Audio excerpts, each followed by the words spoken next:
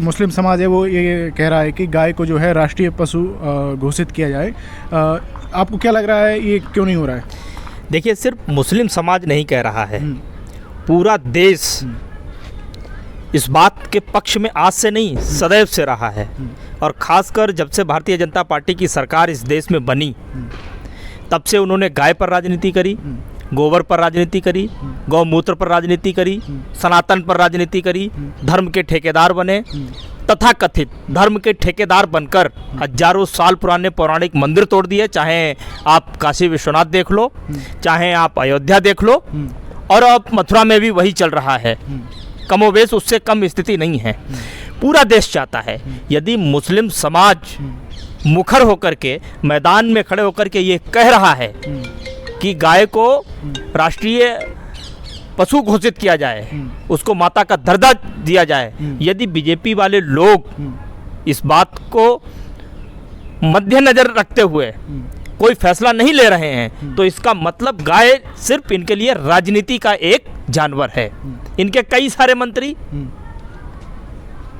पश्चिम बंगाल का इनका जो मुख्यमंत्री है वो कहता है कि 14 साल के नीचे वाली जो गाय है और 14 साल के ऊपर वाली जो गाय है, ठीक वैसी ही टिप्पणी उसने की जैसी टिप्पणी सुधांशु त्रिवेदी ने की थी कि नॉर्थ ईस्ट की गाय कुछ और होती हैं और इधर की गाय कुछ और होती हैं। तो ये बहुत बेशर्म राजनीति है। उन्होंने कहा कि 14 साल के बाद जो गाय होती है वो गाय नहीं मानी जाता फिर उसे। मैं क्या कह रहा हूँ, भारतीय जनता पार्टी के कुछ लोग कुछ भी कह सकते हैं। जैसे नरेंद्र मोदी को प्रधानमंत्री की बजाय इन्होंने महामानव घोषित कर दिया, नॉन बायोलॉजिकल घोषित कर दिया, कईयों ने तो भगवान घोषित कर दिया, चरण वंदना करने लग गए, पत्रकार भी चरण वंदना करने लग गए। बीजेपी वाले कुछ भी कह सकते हैं, कल को वो नरेंद्र मोदी को डोनाल्ड ट्रंप कहना शुरू कर देंगे, कोई बड़ी बात नहीं है। कल को वो नरेंद्र मोदी को मेलोडी कहना शुरू कर देंगे, इसमें कोई बड़ी बात नहीं है। मैं फिर आपको एक बात दोहराता हूं कि शर्म उस व्यक्ति को आती है जो जनता के द्वारा जनता के लिए चुना गया होता है। जो वोट चोरी करके मेलोडी के लिए चुना गया हो उसको बेशर्म के अलावा और कुछ नहीं आता। ईद का त्यौहार आ रहा है और इस पर भी काफ़ी ज़्यादा राजनीति हो रही है। उत्तर प्रदेश के जो मुख्यमंत्री हैं योगी आदित्यनाथ, उन्होंने कहा है कि सड़क पर नमाज नहीं पढ़ी जाएगी, हम पहले प्यार से मनाएंगे, अगर कोई नहीं मानेगा तो हम उन्हें तरीके से मनाएंगे। देखिए, इनके मैनिफेस्टो में ईद, बकरीद, जब भी कोई हिंदुओं के त्यौहार आते हैं, चाहे वो नवरात्र हो चाहे रामनवमी हो, उन्हीं चीज़ को लेकर के बयानबाजी करते हैं, क्योंकि इनको मालूम है कि ऐसी बयानबाजी आप करोगे जगह जगह लोग आक्रोशित होंगे, अलग अलग धर्म संप्रदाय के लोग सड़कों पर निकलेंगे, आपस में लड़ेंगे और उससे हम अपनी राजनीति रोटियां सेकेंगे। इससे इनको फायदा होता है और इसीलिए ये ऐसी बात करते हैं, इसीलिए ऐसी बात करते हैं।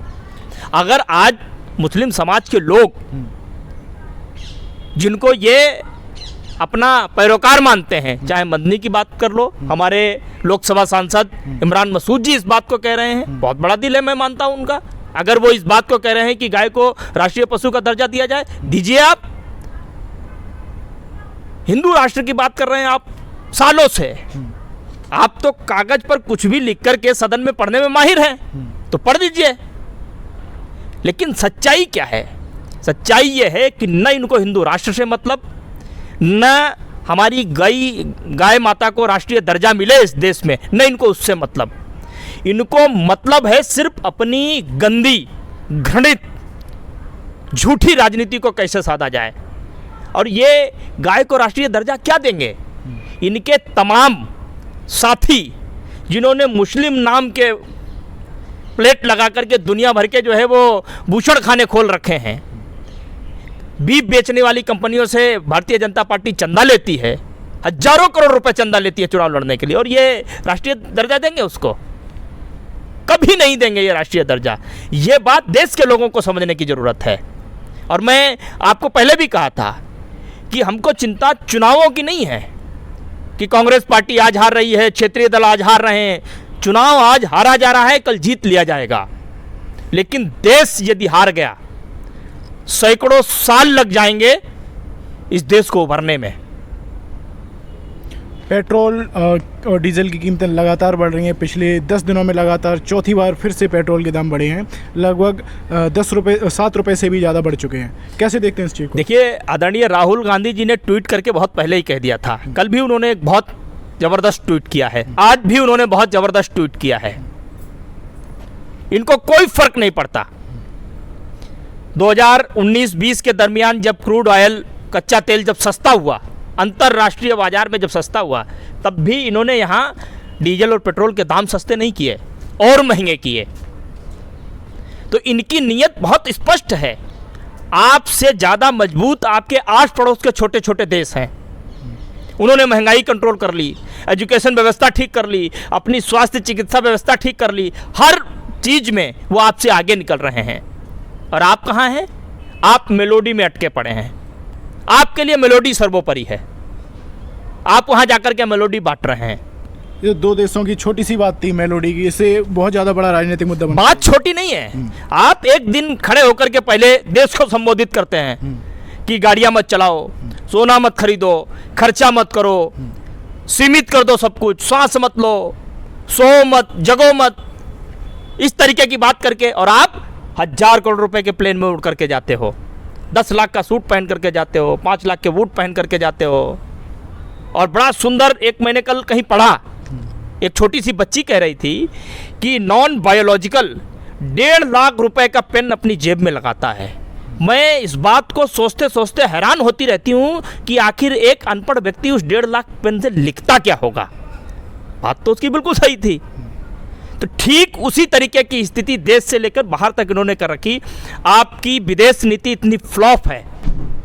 आपका सबसे प्रिय मित्र डोनाल्ड ट्रंप, वो आपको बात बात पर झाड़ता है, बेइज्जती करता है। आपकी बेइज्जती तो छोड़ो, वो देश की बेइज्जती करता है, देश के लोगों को कूड़ा कचरा कह देता है, पता नहीं किस किस नाम से संबोधित करता है। लेकिन आप कभी भी उसको आंख नहीं दिखा पाते हैं, 56 इंच की छाती ठोक नहीं पाते हैं आप। युवाओं में काफ़ी ज़्यादा असंतोष है, इसका जीता जागता उदाहरण अभी देखा आपने कि जब सुप्रीम कोर्ट के जस्टिस ने कहा कि युवा कॉकरोच हैं, तो उसके बाद एक कॉकरोच जनता पार्टी बनी और उसे बहुत ज़्यादा 2 करोड़ से ज़्यादा भी लोग फॉलोअर्स भी हो गए तुरंत। देखिए, वो कोई पार्टी नहीं है। आपको इस देश का ट्रेंड समझना चाहिए। आज देखिए इस देश में किस कदर बेरोजगारी है। सारे एम्प्लॉय जितने थे वो सब सड़कों पर हैं। छोटी छोटी नौकरी करने वालों की नौकरियां खत्म हो गई, छोटे छोटे उद्योग धंधे करने वालों के उद्योग धंधे चौपट हो गए।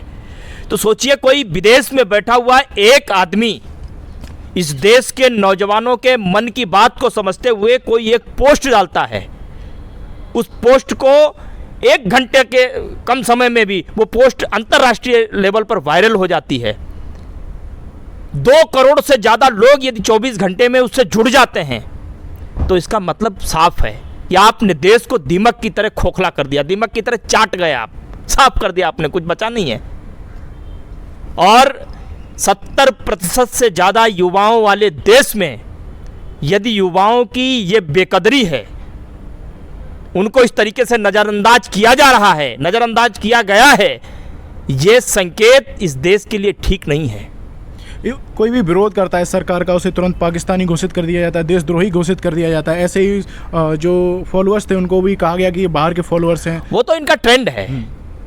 भारतीय जनता पार्टी के बड़े बड़े नेताओं को जब इन्होंने सहन नहीं किया, उनको हटा दिया रास्ते से, चाहे आडवाणी जी हों, चाहे आपके मुरली मनोहर जोशी जी हों, तमाम नेता जिसने इनको ज्ञान देने की कोशिश की कि आप देश की स्वास्थ्य व्यवस्था के साथ खिलवाड़ कर रहे हैं, आप शिक्षा व्यवस्था के साथ खिलवाड़ कर रहे हैं, आप महंगाई को बढ़ा रहे हैं, आप अनाप शनाप चुनावों में पैसा खर्च कर रहे हैं, वोट चोरी पर आप पैसा खर्च कर रहे हैं, सरकार गिराने में आप पैसा खर्च कर रहे हैं, देश की व्यवस्था को ठीक करने के लिए, दुरुस्त करने के लिए आप कुछ नहीं कर रहे हैं। उनको सबको साइडलाइन कर दिया इन्होंने, सबको हटा दिया। और एक CBSE का बच्चा था, उसने अपनी जो कॉपीज़ थी वो जब सामने रखी तो उसकी कॉपी नहीं थी, उसने अपना ये जब दर्द उसने चैलेंज किया, सवाल किया।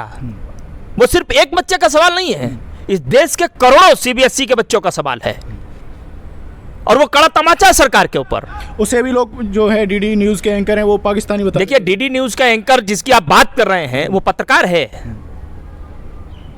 वो पत्तलकार आदमी है, दिन रात जूते चाटता रहता है, उसको पत्रकारिता की डिग्री फर्जी कहाँ से मिली होगी, वो उस पर भी एक सवाल है। उसको मैं पत्रकार नहीं मानता। वो तो कभी पब्लिक प्लेस में जाकर के कहीं एक शो नहीं कर सकता छोटा। मैं चैलेंज करके कहता हूं, अशोक श्रीवास्तव यदि किसी भी दिन पब्लिक में जाकर के एक शो करके दिखाए, यदि 1000 जूते उसको नहीं पड़े तो आप मेरा नाम बदल देना। चैलेंज के साथ कहता हूं, मैं उसकी नस नस जानता हूं। वो टुकड़ों पर पलने वाला आदमी है। तो क्या इसी तरह आवाज दबाई जाती रहेगी कोई भी? बिल्कुल, मैं कह रहा हूं वो सीबीएसई के बच्चे ने जो सवाल किया है वो सिर्फ एक बच्चे का सवाल नहीं, देश के लाखों बच्चों का सवाल है। सरकार के ऊपर तमाचा है, सरकार की शिक्षा व्यवस्था के ऊपर तमाचा है, पूरे के पूरे सीबीएसई बोर्ड के ऊपर तमाचा है, प्रधानमंत्री और अमित शाह के मुंह पर तमाचा है, जो जब 12th के एग्जाम आते हैं, जब वो ज्ञान देने आते हैं कि आपको ऐसे करना है, आपको वैसे करना है। ये सवाल हैं। अभी राजस्थान में नीट की परीक्षा हुई। नीट की परीक्षा कोई एक सामान्य परीक्षा नहीं होती है, इस देश के बड़े परीक्षाओं में से एक परीक्षा मानी जाती है। वो माँ बाप कोई खेत बेचता है, कोई गहने गिरवी रखता है, और गहने और खेत से ज़्यादा 6-7 साल की उनकी उम्मीदें होती हैं। वो उम्मीदें गिरवी रख करके बच्चों को पढ़ाते हैं। बच्चे मेहनत करते हैं, एग्जाम पास कर लेते हैं। और जिस बच्चे की डेथ हुई, जहाँ हमारे अनुयायी के प्रेसिडेंट गए, राहुल गांधी जी ने फ़ोन से बात की, आज डेलीगेशन आया, राहुल जी उनसे मिले, 11 लाख रुपए कर्ज लेकर के उन्होंने उस बच्चे को पढ़ाया। और इस बार उसका सिलेक्शन हो गया था, 2 बार ट्राई किया, इस बार उसका पक्का था। लेकिन आपने क्या किया? आपने उसकी उम्मीदों को कुचल दिया ताकि धर्मेंद्र प्रधान की उम्मीदें बरकरार रहें, सिस्टम की उम्मीदें बरकरार रहें। सोचिए कितना घटिया सिस्टम कर दिया आपने। आपकी मानसिकता पर थू है। आपने देश के बच्चों के साथ खिलवाड़ करके रख दिया, उनकी उम्मीदें, उनका भविष्य कुचल करके रख दिया। कुछ बचा नहीं उनके पास। कहाँ जाए वो बच्चे, किससे कहें वो बच्चे?